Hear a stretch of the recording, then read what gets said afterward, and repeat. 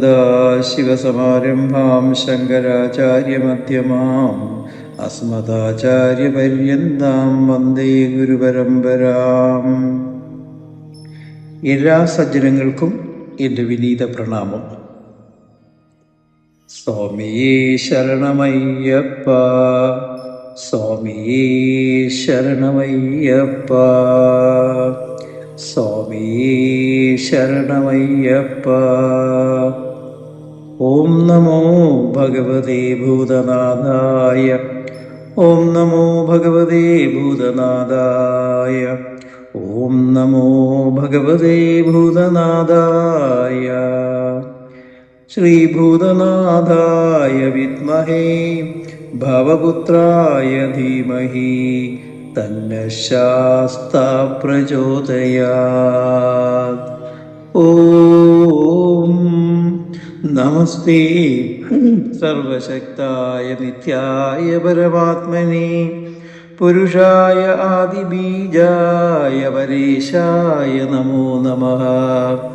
തസ്മൈ നമോ ഭഗവതേ നിർവാണസുഖദായിനി സർവപാപഹരായ ആര്യദാതായാനന്ദമൂർത്തയേ ഭൂരികാരുണ്യയുക്തായ നിത്യായ പരമാത്മനെ ക്ഷേത്രജ്ഞായ നമസ്തുഭ്യം സർവാധാരായ സാക്ഷിണേ ആനന്ദരൂപിണം ശാന്തം ഘോരസംസാരതാരകം സൃഷ്ടിസ്ഥിത്യന്തരൂപം തം ശാസ്താരം പ്രണതോസ്മ്യഹം.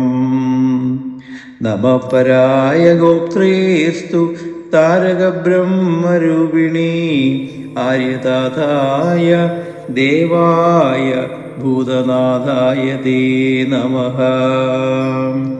ശ്രീഭൂതനാഥായ നമഃ, ശ്രീഭൂതനാഥായ നമഃ, ശ്രീഭൂതനാഥായ നമഃ. പ്രണാമം.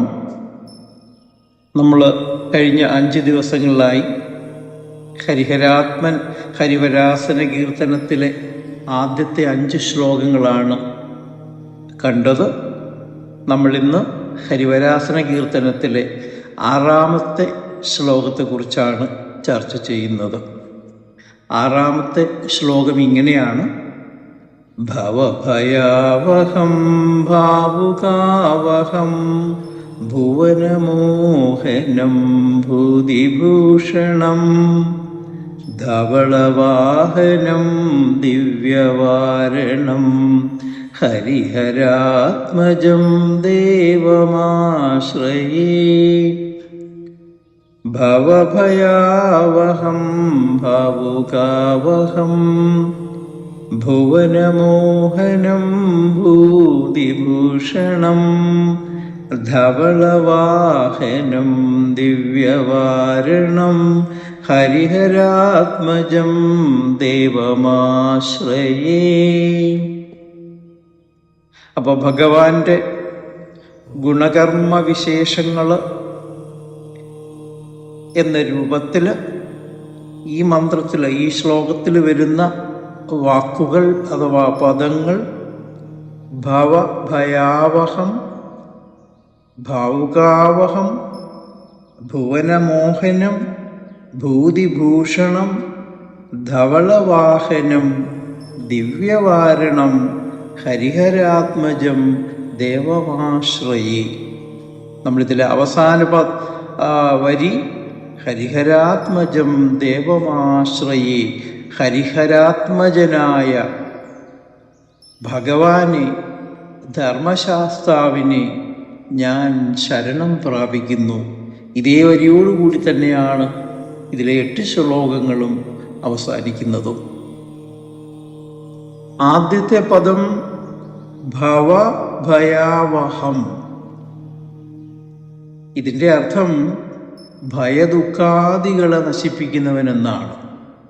ഭയദുഃഖാദികളെ നശിപ്പിക്കുന്നവൻ എന്നാണ്.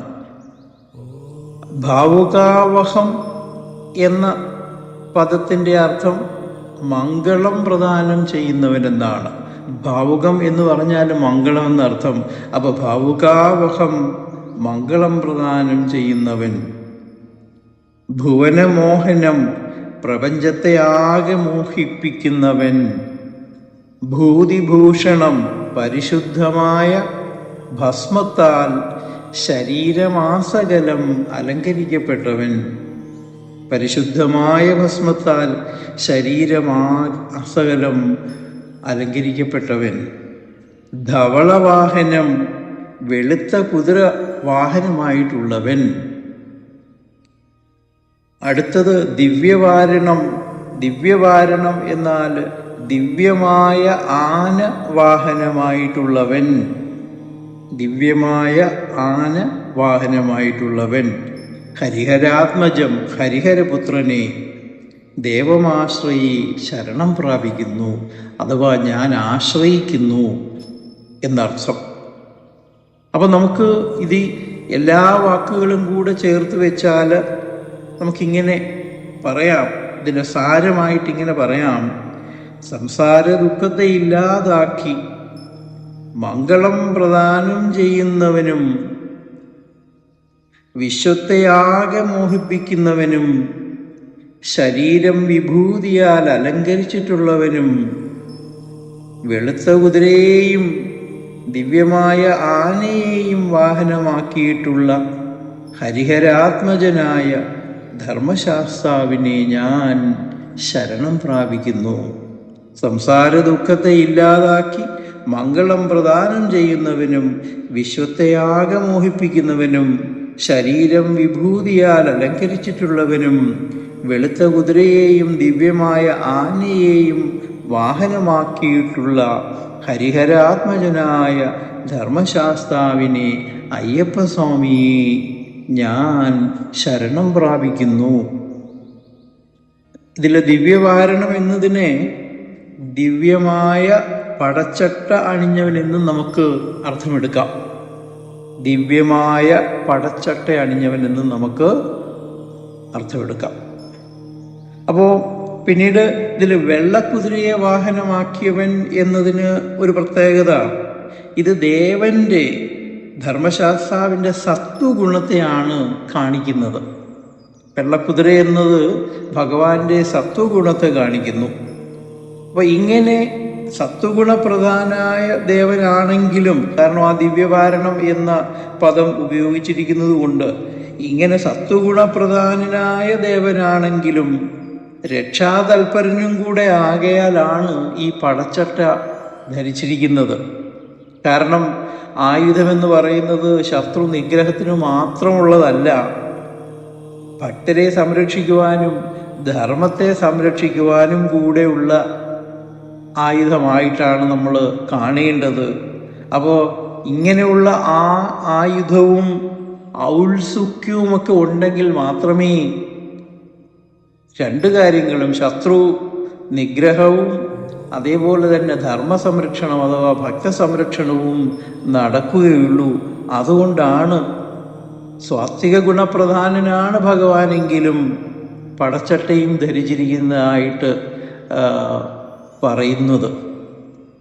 പിന്നീട് ഇതിൽ നമ്മൾ ഉപയോഗിച്ചിരിക്കുന്ന വാക്ക് ഭുവനമോഹനം. ആ ഭുവനമോഹനം എന്നുള്ളതിന് നമ്മൾ ഇന്നലത്തെ ശ്ലോകത്തിൽ 14 ലോകങ്ങളെക്കുറിച്ച് നമ്മൾ വിശദമാക്കി. അങ്ങനെ ഈ 14 ലോകങ്ങളിലുമുള്ള ദേവന്മാർ ആരാധിക്കുന്ന ദേവനാണ് ധർമ്മശാസ്താവെന്ന് നമ്മൾ കണ്ടു.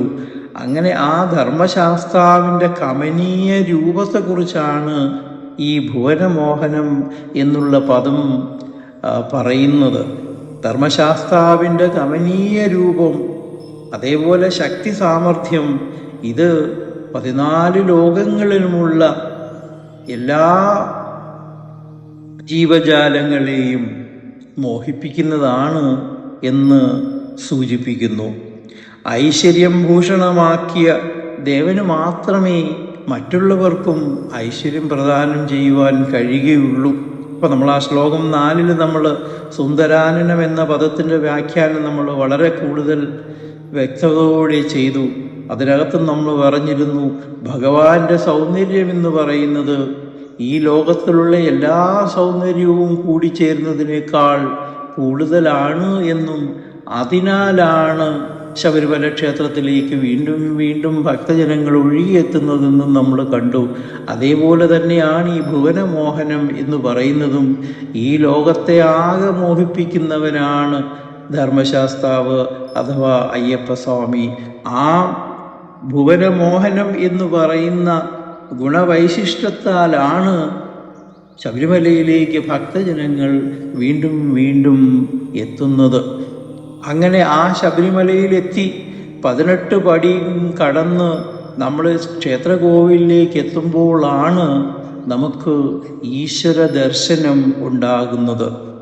നമ്മളെപ്പോഴും ഓർത്തിരിക്കേണ്ടത് നമ്മുടെ എല്ലാ ചിന്താ പദ്ധതികളിലും ആരാധനാ പദ്ധതികളിലും അടങ്ങിയിരിക്കുന്നത് തത്വങ്ങളാണ്. ഈ ഭൗതിക രൂപങ്ങളെ അല്ല നമ്മൾ ആരാധിക്കുന്നത്. ഈ ഭൗതിക രൂപങ്ങളുടെ എല്ലാം പുറകിൽ ഒരു തത്വമുണ്ടെന്നും ആ തത്വം വളരെയേറെ പ്രാധാന്യമുള്ളതാണ്. ആ തത്വം അറിഞ്ഞു തന്നെ ഭക്തന്മാർക്ക് ഈശ്വര സാക്ഷാത്കാരം നേടുവാൻ കഴിയുകയുള്ളൂ എന്നത് പ്രത്യേകം ഓർത്തിരിക്കുക. അപ്പോൾ എന്താണ് ആ 18 പടികളുടെ തത്വമെന്ന് ഞാൻ വളരെ ചുരുക്കി ഒന്ന് പറയാം. പ്രകൃതി തത്വങ്ങളാകുന്ന പഞ്ചകോശങ്ങളാൽ മറയ്ക്കപ്പെട്ട ആത്മസ്വരൂപമാണ് ശബരിമലയിലെ അയ്യപ്പ വിഗ്രഹം എന്നത്. പ്രകൃതി തത്വങ്ങളാകുന്ന പഞ്ചകോശങ്ങളാൽ മറയ്ക്കപ്പെട്ട ആത്മസ്വരൂപമാണ് ശബരിമലയിലെ അയ്യപ്പ വിഗ്രഹം. ജീവാത്മാക്കളും ആത്മസ്വരൂപം പഞ്ചകോശങ്ങൾ കൊണ്ട് മറയ്ക്കപ്പെട്ടിരിക്കുക തന്നെയാണ്. അപ്പം നമുക്കും എല്ലാം എന്തുകൊണ്ട് എൻ്റെ ആത്മസ്വരൂപത്തെ അറിയുവാൻ പറ്റുന്നില്ല, എന്നാൽ എൻ്റെ ആത്മസ്വരൂപത്തെയും ഈ പഞ്ചകോശങ്ങളാൽ മറയ്ക്കപ്പെട്ടിരിക്കുന്നു. അന്തര്യാമിയായ ആ ആത്മാവിനെ ദർശിക്കുന്നതിന് 18 പ്രതിബന്ധങ്ങളാണുള്ളത്. എനിക്ക് ഈശ്വരനെ കാണുന്നതിന്, സാക്ഷാത്കരിക്കുന്നതിന് 18 പ്രതിബന്ധങ്ങളുണ്ട്, 18 തത്വപ്രതിബന്ധങ്ങളുണ്ട്. ആ പ്രതിബന്ധങ്ങളെയാണ് നമ്മൾ ശബരിമല ക്ഷേത്രത്തിലെ 18 പടികളായി സങ്കല്പിച്ചിരിക്കുന്നത്. അപ്പം നമ്മുടെ സൂക്ഷ്മ ശരീരത്തിന് 17 ഘടകങ്ങളുണ്ട്. ആ സൂക്ഷ്മ ശരീരത്തോടൊപ്പം നമുക്ക് ജീവാത്മതത്വത്തെയും അതിക്രമിച്ച്, അങ്ങനെ 18 തത്വങ്ങളെയും അതിക്രമിച്ച് കടക്കുമ്പോഴാണ് നമുക്ക് ഈശ്വര ദർശനം, ഈശ്വര സാക്ഷാത്കാരം ഉണ്ടാകുന്നത്.